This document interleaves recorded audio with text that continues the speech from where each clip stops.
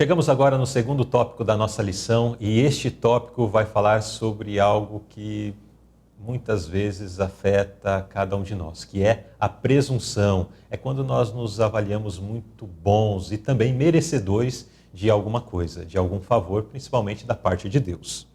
Vamos à primeira pergunta. Como Deus adverte contra os arrogantes que se orgulham de seus desejos, especialmente se tentam se infiltrar entre seu povo? Qual a advertência que nós encontramos aqui? Olha, aqui na segunda carta de Pedro, aqui no capítulo 2, vem trazendo uma advertência contra os falsos profetas, os falsos mestres, e Deus não poupou nem mesmo os anjos, que trabalharam ali contra, né? Então não vai poupar essas pessoas também que têm trabalhado contra a obra de Deus. Eles se colocam como pessoas que estão ajudando a obra de Deus, que são pessoas justas, têm um alto conceito de si mesmas, acham merecedoras, como você disse, das bênçãos de Deus. Até a sua oração chega a ser um pouco arrogante, né? Eu ordeno, Senhor, que seja feito isso, né? Eu mereço isso, mas na realidade eles têm trabalhado contra o sistema divino. E Deus não poupou os anjos. Também não há de poupar essas pessoas más que se colocam como pessoas boas no meio do povo de Deus para atrapalhar o andamento da obra de Deus. Eu achei muito impressionante esse capítulo do estudo adicional que foi colocado aqui como para leitura, né, adicional, o Testemunho para a Igreja, volume 5. Esse capítulo 12 realmente é uma advertência muito séria para todas as pessoas, do membro mais humilde até o membro mais graduado, o pastor, o ministro, todos recebem essa advertência. E quando nós lemos ali no início do capítulo que fala que Satanás tem seus agentes infiltrados com aquele aspecto de piedade, bons irmãos, mas estão infiltrados na igreja para destruir a obra de Deus, é uma coisa muito séria.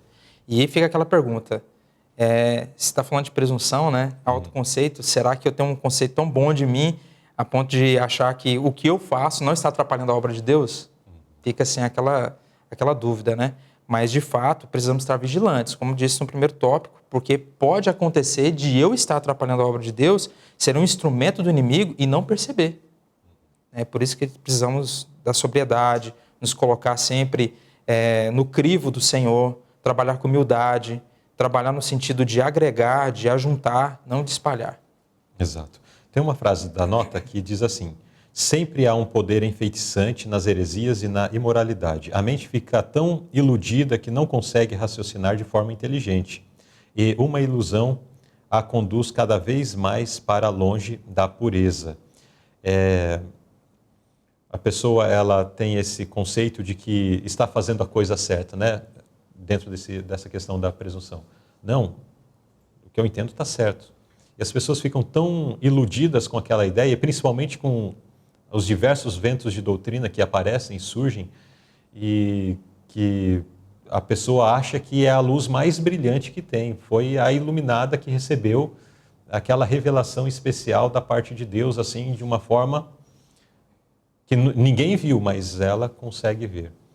Mas ficam enfeitiçados com aquilo que quando vai estudar, quando alguém vai apresentar a explicação sobre aquele ponto, a pessoa não consegue perceber o seu erro, não consegue perceber onde está se equivocando naquilo que entendeu de uma forma errada, naquilo que está fazendo, porque está enfeitiçado. E esse feitiço está exatamente nesse autoconceito, né? Não, eu consegui algo melhor. Eu estou num patamar superior a você.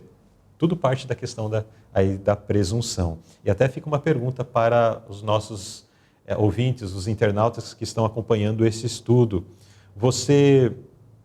O que você tem percebido que tem acontecido na sociedade de forma geral, principalmente no meio religioso, que tem levado muitas pessoas a se afastarem de Deus? Que as pessoas estão como que enfeitiçadas por aquilo. Será que são movimentos de cura que existem? Isso é uma coisa que enfeitiça muitas pessoas. Movimentos de pseudos profetas, né? O que você tem visto? Ou mesmo dentro de um contexto mais próximo, o que você tem visto que tem servido como algo enfeitiçante na vida dessas pessoas e que elas agora se colocam como superioras detentoras de um conhecimento mais elevado do que aquilo que já temos conhecido através da palavra de Deus. Pergunta B. No que devemos nos concentrar ao enfrentarmos tais perigos? Onde deve estar a nossa mente? No que nós precisamos estar ali atentos? Precisamos estar atentos à justiça de Deus, à lei de Deus, né? Nós não podemos cair no perigo, na tentação de achar que eu fazendo as coisas de forma equivocada, fazendo as coisas erradas, em secreto, que isso ao público me torna justo. Né? Diante do público eu estou tranquilo, mas assim, em secreto eu tenho minhas dificuldades. Na realidade, todas as pessoas têm dificuldades. Cada um tem um ídolozinho, talvez no coração, que precisa vencer. Tem a sua dificuldade diária que precisa ser vencida. Mas eu não posso me colocar como uma pessoa melhor que meu irmão, porque aparentemente, diante dos holofotes, eu sou uma pessoa justa. Né? Eu não posso me colocar nessa condição. E nós precisamos, então, nos concentrar naquilo que é puro, naquilo que é santo, na justiça de Deus, na lei de Deus. Esse é o espelho. Né? Quando eu me coloco em comparação ao meu irmão, para que eu me sinta melhor, nós estamos caindo num perigo, realmente. Isso não é a solução. Mas precisamos ser guiados pelo assim diz o Senhor, pela justiça de Deus.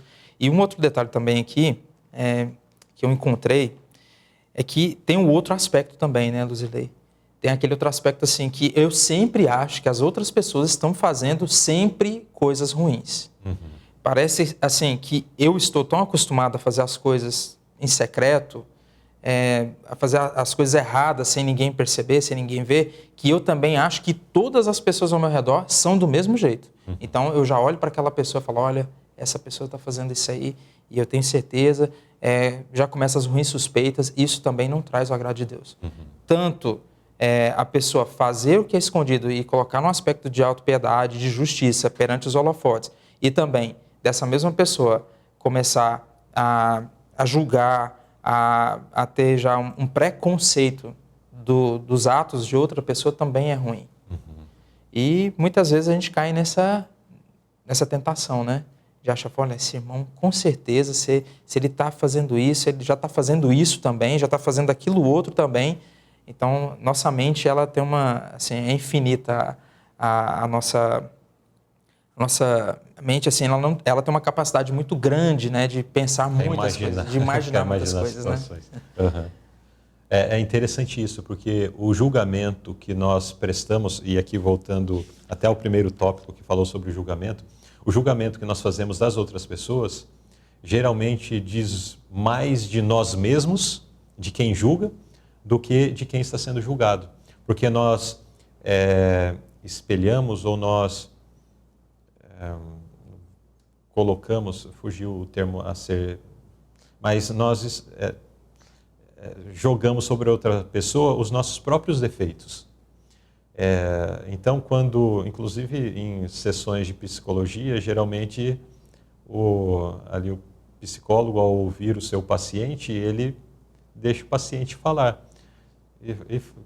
Como é que é fulano? Daí fala. E como que é ciclano? Daí fala. Através destas falas, e as falas trazem julgamento, quando eu vou descrever alguém, vou descrever o meu filho, eu vou falar, meu filho é assim, tal, tal, tal. Existe julgamento na minha fala. E geralmente eu projeto, me lembrei a expressão agora, eu projeto no outro os meus próprios defeitos. As minhas próprias dificuldades. E no caso aqui no contexto espiritual, os meus próprios pecados, né? Então, como disse o irmão Tiago, aquela pessoa que sempre, fulano de tal, pode ter certeza que está fazendo alguma coisa escondida. Aquele outro é assim e tal, ela só está projetando os seus próprios pecados. Se a outra pessoa faz ou não, pode ser que até conhecida, né? Mas ela só está projetando seus próprios pecados. Portanto, se nós agimos dessa forma, saiba que você simplesmente está se denunciando as suas próprias faltas. Mas eu não sou assim. Talvez não nesse ponto, mas em algum outro, e que todos nós possamos buscar a vitória em Cristo, porque precisamos vencer nossos diversos defeitos de caráter e que possamos fazer isso através da vigilância, né, que é chamada a atenção, a vigilância através da oração, através da submissão à vontade de Deus, através de uma vida de obediência à sua lei e dessa forma, então, caminharmos rumo à vitória, que é o que Jesus deseja para todos nós. Tem um pedacinho da nota aqui que eu achei muito interessante, que diz assim, ó, vigiai e orai para que não entreis em tentação. Agora, essa próxima parte que traz assim muito arrepio, né? Há muitos que têm talentos brilhantes e os dedicam perversamente ao serviço de Satanás. Pessoas assim talentosíssimas que podiam estar empregando tudo o que recebeu do Senhor, devolvendo para a obra dele, mas preferem se colocar nas fileiras do inimigo para enganar o povo, né? Então isso aqui também é uma advertência muito grande. E até isso em conexão com outro pensamento que tu mencionou, de pessoas que às vezes estão participando até mesmo da obra de Deus, ou de uma forma direta ou indireta, mas de uma forma um tanto ativa, que tem o seu talento e tem o seu valor, e que aquele talento ele é útil naquele momento, mas outras coisas que essa pessoa faz acaba não contribuindo, né? Em outros aspectos, ele acaba sendo esse instrumento na mão de Satanás.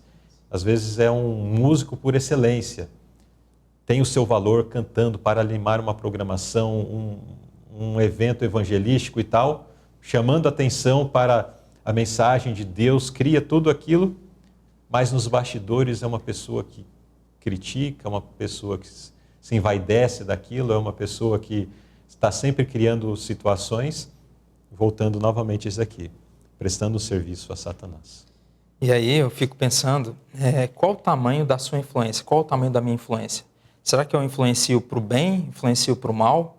E eu acho que um dos grandes talentos dados por Deus é a influência. Sim. E levar outras pessoas a pecar, levar outras pessoas ao redil do inimigo por minha influência, se Deus não poupou os anjos, com certeza não vai me poupar se eu estou prestando desserviço dessa obra de Deus, né? Me colocando a serviço do inimigo. Exato. Com a minha influência.